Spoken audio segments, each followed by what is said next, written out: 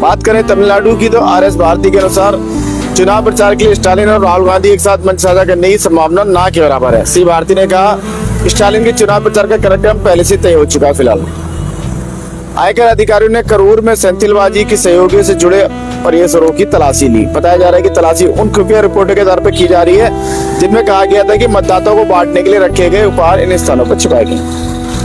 चुनाव मैदान में महिलाओं की संख्या बढ़ रही है, लेकिन तमिलनाडु के चुनाव में अब भी पुरुषों का दबदबा बना हुआ है। 1967 में मात्र 11 महिला उम्मीदवार थी जो कुल उम्मीदवारों की 1.41 थी और 2026 में संख्या बढ़कर 443 हो गई जो कुल उम्मीदवारों की 11% है। हालांकि वृद्धि उल्लेखनीय, फिर भी अनुपातिक रूप से उम्मीदवारों महिलाओं की संख्या बहुत कम।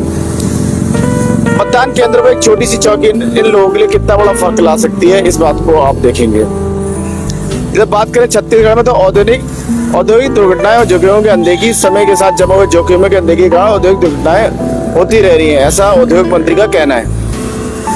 बात करें पश्चिम बंगाल की तो भाजपा नेता शुभेंदु अधिकारी के साथ तृणमूल कांग्रेस मतदाताओं को प्रभावित करने के लिए अपने कार्यकर्ताओं को फर्जी पत्रकारों का आई कार्ड जारी कर दे रहे हैं। शुभेंदु का दावा है कि पत्रकारों के रूप में लोग घर घर पहुंच रहे हैं और चुनाव प्रक्रिया में नुकसान पहुंचा रहे हैं या हेरफेर करने की कोशिश कर रहे हैं। इधर आयकर विभाग की छापेमारी ने चुनाव की ओर अग्रसर पश्चिम बंगाल को हिलाकर रख दिया है। तृणमूल कांग्रेस का कहना है कि चुनावी प्रक्रिया परिसीमा में बदलाव करने के लिए महिला कोटा एक बहाना है। पश्चिम बंगाल में सुप्रीम कोर्ट का कहना है कि 21 से 27 अप्रैल तक ट्रिब्यूनल द्वारा मंजूरी प्राप्त मतदाता विधानसभा चुनाव में मतदान कर सकेंगे। इधर बंगाली नववर्ष पर मछली एक अभियान प्रतीक के रूप में उभरी। शाकाहारी मांसाहारी खान पान की पसंद को लेकर चल रही चुनावी चर्चा प्रचार हावी है, जहां तृणमूल कांग्रेस ने भाजपा को पश्चिम बंगाल की संस्कृति और परंपराओं से अनभिज्ञ भारी लोगों की पार्टी करार दिया। वही भाजपा इस छवि का खंडन करने की कोशिश कर रही है लगातार। आंध्र विश्वविद्यालय का शताब्दी समारोह 27 अप्रैल को आयोजित होगा, जिसमें उपराष्ट्रपति और मुख्यमंत्री के शामिल होने की उम्मीद है। आंध्र विश्वविद्यालय का शताब्दी समारोह 27 अप्रैल को AU इंजीनियरिंग कॉलेज के मैदान में आयोजित होगा। इस करीब 25,000 लोगों के सम्मिलित होने की उम्मीद है, ऐसा कहा जा रहा है। टीडीपी ने कोट्टरमेली गिरधर रेड्डी को नेल्लोर ग्रामीण क्षेत्र राज्य प्रवक्ता नामित किया। टीडीपी ने नेल्लोर ग्रामीण क्षेत्र के सह संयोजक कोट्टुमोली गिरधर रेड्डी को अपने 14 राज्य प्रवक्ताओं से एक नामित किया गया। आंध्र विश्वविद्यालय के पत्रकारिता विभाग के शताब्दी वर्ष के उपलक्ष्य में फोटो प्रदर्शनी का फिलहाल आज आयोजन किया गया। आंध्र प्रदेश भूमि आवंटन समिति ने 19 जिलों में 2037 करोड़ रुपए मूल्य के 599 प्रस्तावों को मंजूरी दी। लोकसभा में बहस के दौरान टीडीपी सांसद देवरालू ने महिला आरक्षण और परिसीमन विधेयक का समर्थन किया। चंबल में रेत खनन पर लगाम लगाओ वरना अर्धसैनिक बलों की तैनाती का सामना करना पड़ेगा। सुप्रीम कोर्ट ने मध्य प्रदेश, उत्तर प्रदेश और राजस्थान को चेतावनी दी है। फिलहाल मध्य प्रदेश प्रशासन ने अवैध रेत खनन स्थलों पर बल तैनात किया, निवारक उपाय किए, इसके साथ ही कंट्रोल किया जा रहा है। बिहार के मुख्यमंत्री सम्राट चौधरी ने जनगणना 2027 में पहला चरण में अपना ही नामांकन करके स्टार्ट किया और इसके बाद नीतीश कुमार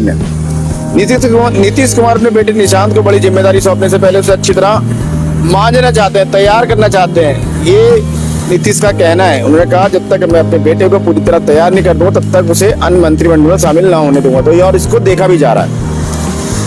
चाय संघों ने प्रधानमंत्री मोदी से उत्पादों की बिक्री का तरीका चुनने की स्वतंत्रता देने का आग्रह किया। असम और पश्चिम बंगाल के 4 चाय संगठनों का कहना है कि अनिवार्य नीलामी नियमों से लागत बढ़ती है और चाय उत्पादों की व्यवहार्यता खतरे में पड़ जाती है। सुप्रीम कोर्ट ने पवन खेड़ा को असम की अदालत में अग्रिम जमानत मांगने की अनुमति दी, अंतरिम शिक्षा देने से इंकार किया। उत्तर प्रदेश के बिजनौर में राष्ट्र विरोधी गतिविधियों के सिलसिले में 2 लोग गिरफ्तार, अलग मामलों में विदेशी संबंधों की जांच जारी।